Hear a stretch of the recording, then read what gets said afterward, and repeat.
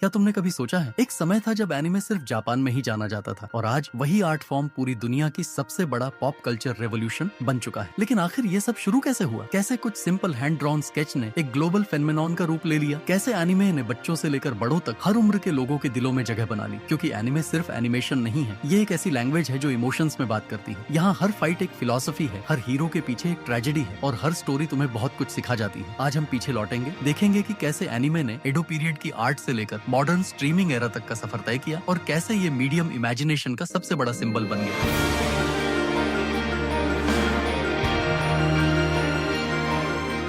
सबसे पहले चलते हैं अर्थ सेंचुरी के नारा पीरियड में। उस वक्त जापान में एम्परर शोमू के रूल के टाइम बुद्धिज्म का इन्फ्लुएंस बढ़ रहा था। लोगों ने हैंड पेंटेड स्क्रोल्स बनाने स्टार्ट किए, जिससे बिना एक वर्ड बोले स्टोरी बताई जा सकती थी। यही था जापान में विजुअल स्टोरी टेलिंग का अर्ली बिगिनिंग। फिर आता है एडो पीरियड, जब टोकुगावा शोगानेट ने जापान में पीस और स्टेबिलिटी लाई तो अर्बनाइजेशन बढ़ा और लिटरेसी रेट भी ऊपर गया। लोगों ने रीडिंग और आर्ट में इंटरेस्ट दिखाना शुरू किया। इसी टाइम पीरियड में युकियो नाम की वुड ब्लॉक प्रिंट्स फेमस हुई, जिनमें बेहद खूबसूरत और बारीक स्टोरी टेलिंग देखने को मिलती थी। इसी समय पर इलस्ट्रेटेड नॉवेल्स यानी किबोशी भी फेमस हुई, जिनमें सिंपल ड्रॉइंग्स के जरिए स्टोरीज बताई जाती थी। यही रूट्स आगे चलकर मॉडर्न मंगा और एनिमे तक पहुंची।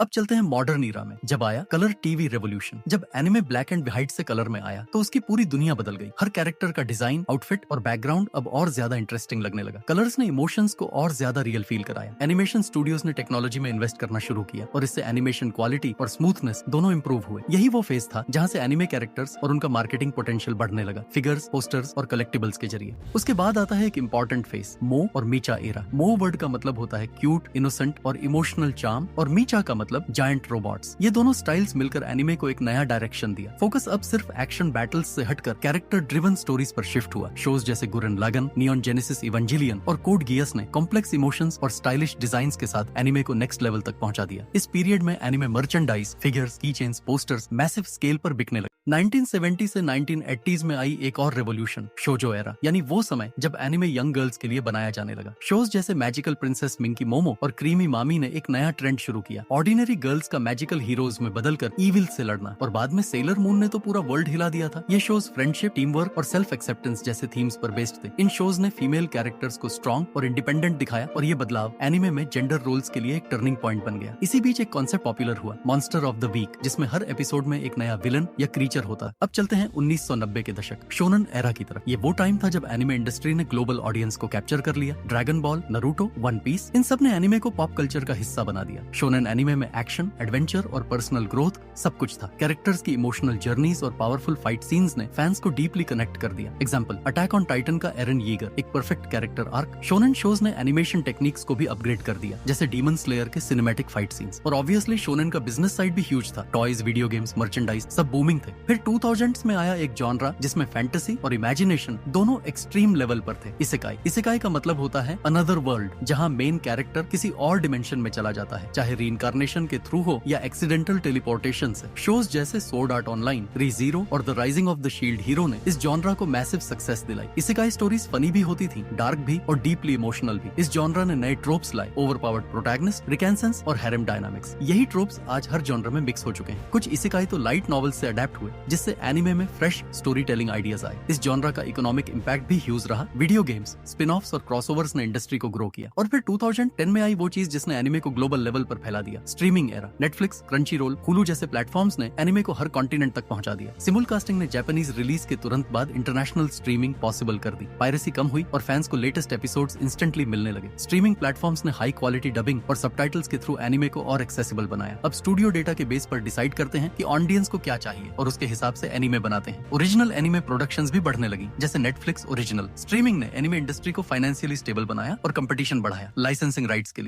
आज एनिमे सिर्फ जापान का नहीं, ये एक ग्लोबल कल्चर बन चुका है। हैंडमेड स्क्रोल से लेकर स्ट्रीमिंग प्लेटफॉर्म्स तक एनिमे ने हर एरा में खुद को इवॉल्व किया है। हर एरा ने इसे एक नई आइडेंटिटी दी, चाहे वो मीका हो, शोनेन हो या इसेकाई। और सबसे इंटरेस्टिंग बात, एनिमे का एवोल्यूशन अभी भी खत्म नहीं हुआ है। हर साल नए क्रिएटर्स, नई स्टूडियोज और नई स्टोरीज इस आर्ट फॉर्म को और ज्यादा पावरफुल बना रहे हैं। और यही रीजन है कि एनिमे सिर्फ एक मीडियम नहीं बल्कि इमेजिनेशन का सिंबल बन चुका है।